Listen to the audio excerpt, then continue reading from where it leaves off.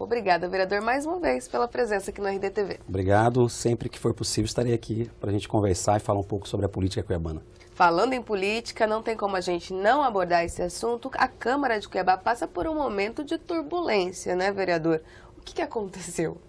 Eu acho que as relações entre Câmara e Executivo, elas começaram no ano passado na disputa da mesa diretora e não terminaram ainda.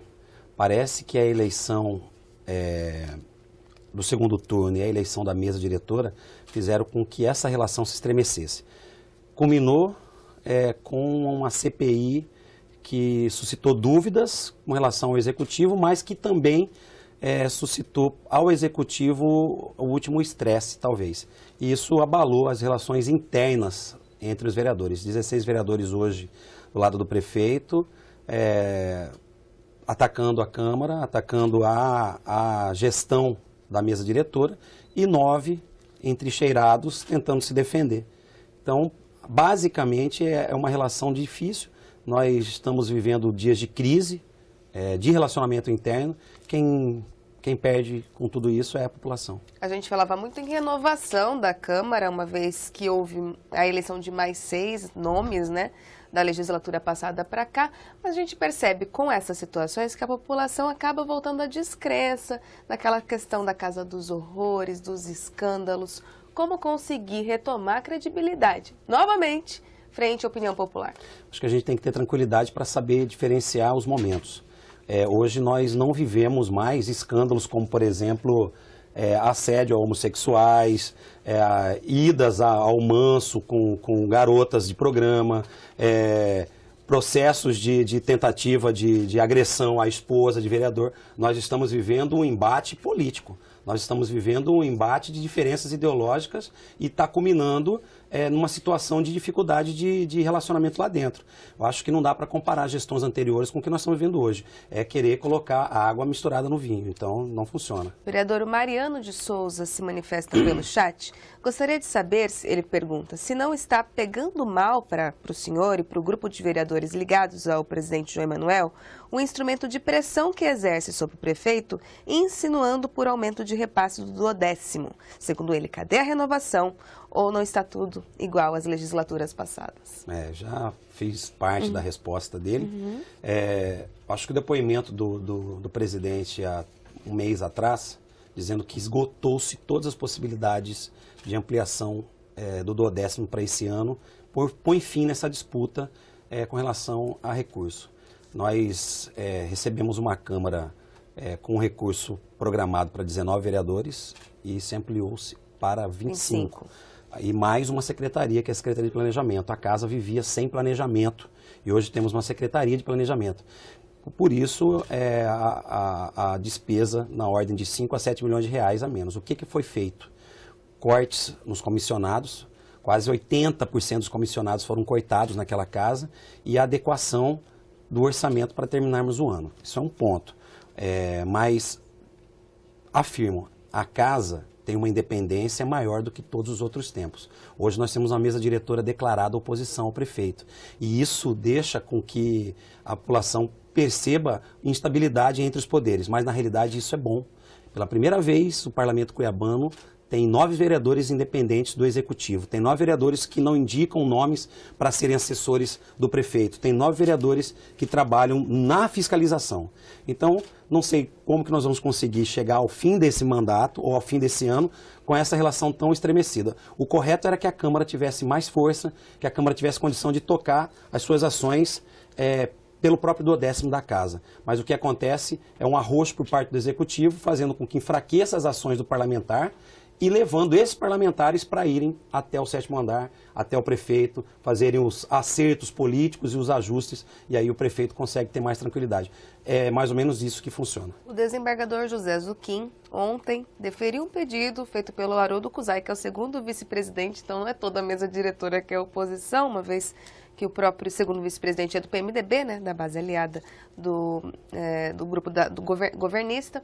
Ele deferiu o pedido pelo afastamento do presidente João Emanuel. O senhor acredita que essa seria a melhor opção nesse momento, João Emanuel se afastar um pouco para preservar, apaziguar os ânimos? Deixa eu responder por parte. Primeiro, com relação aos dois vereadores do PMDB que declaradamente foram para a base de apoio do prefeito Mauro Mendes.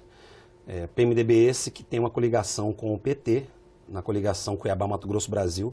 PMDB esse que teve seu vice disputando a eleição conosco, Francisco Fayad. PMDB que nós cobramos uma postura mais partidária e solidária com o grupo. Em 2 meses, os dois vereadores foram para a base e nós não recebemos um comunicado oficial. A coligação ainda existe, ela só acaba na próxima eleição. E aí a gente não tem um entendimento sobre isso. A gente acredita que a gente deveria, ao menos, ser consultado ou isso deveria ser discutido dentro do partido. Como é uma questão de instância partidária de outro partido, mas fica aqui registrado, o líder do PT da Câmara achou estranho os dois vereadores do PMDB aderirem tão rapidamente à base do prefeito. Isso é um ponto. Segundo ponto, a atitude e a ação do vereador Haroldo na sessão da tarde, realizada na última sessão da Câmara dos Vereadores. O senhor não considera a continuidade da sessão? Uhum. Ao contrário, uma sessão encerrada, uma sessão tumultuada, depois a gente pode discutir sobre a sessão, algumas atitudes dentro da sessão que eu não concordo, mas uma sessão encerrada, uma sessão com a sirene acionada, declarada encerrada, notas taquigráficas fechadas, gravação fechada, convocação para a próxima sessão ordinária. Essa sessão foi encerrada, ela não poderia ser reaberta. Ele poderia ter feito uma sessão extraordinária, desde que também tivesse procedido dentro do rito regimental da Câmara. Isso é um ponto.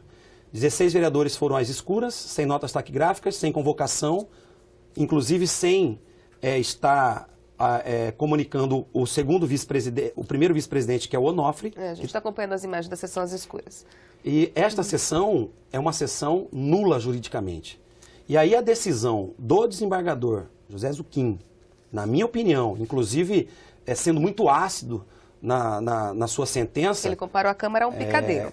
Pois é, se a gente for trocar gentileza, a gente Aquela vai... sessão, pelo menos, né? A gente vai entender também algumas decisões, não do Tribunal de Justiça em si, mas de alguns magistrados também como um grande picadeiro. Inclusive sobre a decisão dele da CAB 2011.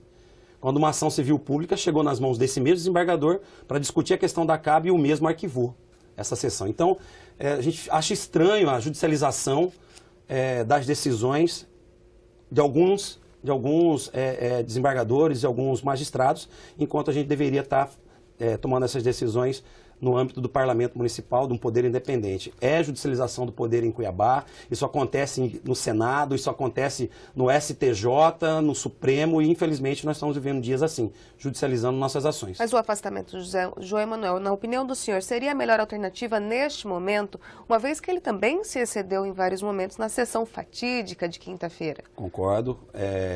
Houve alguns atos do presidente com exaltação de emoção, mas o afastamento do João hoje, se nós aceitarmos o afastamento do João hoje, nós estaríamos aceitando também que não estamos no caminho correto. Eu acredito que o João não deve ser afastado, mesmo essa decisão do desembargador não torna a sessão da tarde com efeito jurídico, na minha opinião, é tranquilo isso. E se houver um afastamento do João, isso significa que o 7º andar definitivamente colocou uma cunha na Câmara Municipal e venceu essa briga. E isso ia desmoralizar os vereadores, inclusive os 25. O senhor disse rapidinho que não concordou com alguns momentos dessa sessão realizada na quinta-feira. Que momentos foram esses? São ligados ao próprio presidente João Emanuel? Pedidos de ordem, questão de ordem, por exemplo, eu acho que quando o vereador não tem certeza do que está acontecendo, um pedido de questão de ordem tem que ser respeitado. Acho que o João, ele tomou algumas atitudes nesse sentido. E o principal fato é a ação de votar o mandato. Um mandato legítimo, um mandato com quase 6 mil votos. O mandato da mesa diretora, nós ganhamos essa disputa politicamente com o 7º andar, que tinha Júlio Pinheiro como seu candidato, e no 47 minutos do segundo tempo passou para Dilson da Levante para tentar cooptar os votos dos dois do PSB, até então Faisal e Onofre. Ganhamos a mesa diretora, o João é o nosso presidente, com 14 votos dos parlamentares, e é o vereador mais votado de Cuiabá. Colocar o mandato dele em cassação, numa sessão como aquela, com ânimos exaltados, foi uma atitude intempestiva. Se o líder do prefeito ou se o coletivo de vereadores agissem rápido, tal e qual o João agiu, caçaria ele naquele momento. Mas os vereadores de situação falam que não era esse o objeto do requerimento. Sim, não era. Era o afastamento do João Emanuel da presidência e não a cassação do mandato. É verdade, mas a justificativa para o afastamento dele é decoro parlamentar. E culmina em decoro parlamentar a cassação do mandato. O João se tornou revel nas 3 ações, sem a possibilidade de defesa, e colocou o mandato dele à disposição dos pares. Foi uma atitude intempestiva, na minha opinião, perigosa, inclusive, com possibilidade de perda de mandato naquele momento, que isso não deve acontecer. Quem deve tirar ou colocar alguém num cargo eletivo é o povo, e, logicamente, as ações do próprio parlamentar, né? Pelo que o senhor tem ouvido nos bastidores, terça-feira teremos ou não sessão? Teremos sessão. Eu não tenho acompanhado para e passo as ações da mesa diretora nesse sentido da questão de energia. Acho que quinta-feira foi uma falha nós não termos sessão. Na terça-feira fomos pegos de surpresa. Até aí tudo bem, ganha-se um fôlego nos bastidores para se discutir politicamente, mas quinta-feira tinha que ter. Se não tivesse energia, a gente tinha que ir para a Assembleia Legislativa, um ofício do presidente da Câmara para o presidente da Assembleia Legislativa disponibilizaria uma sessão para a gente tocarmos os nossos assuntos políticos. Locaríamos uma sala, sendo devemos Pantanal, até o Mato Grosso, enfim, mas deveríamos ter tido sessão quinta-feira, deveríamos ter, antes da sessão, um diálogo entre os líderes de partido, os líderes de bancada, e tentar uma saída política para o que tudo está acontecendo hoje na Câmara. Até agora nenhuma liderança foi convocada. Se tivermos sessão na terça, vai ser no susto, digamos assim? Eu não gostaria de irmos direto à sessão. Acho que segunda-feira deveríamos ter sim uma convocação, 25 vereadores, deveríamos ir para o diálogo, gastar saliva, possibilidades de resolvermos dentro da Casa de Leis, tirar esse patamar de decisão da mão hoje do Tribunal de Justiça e colocar na mão dos 25 vereadores que têm condição de tocar isso aí e mostrar à população que nós estamos lá para representá-los. Eu acho que essa é a grande saída. Tá certo. Vereadora, obrigada pela presença aqui no RDTV. Que agradeço, a gente está à disposição nesse espaço do RDTV, muito democrático.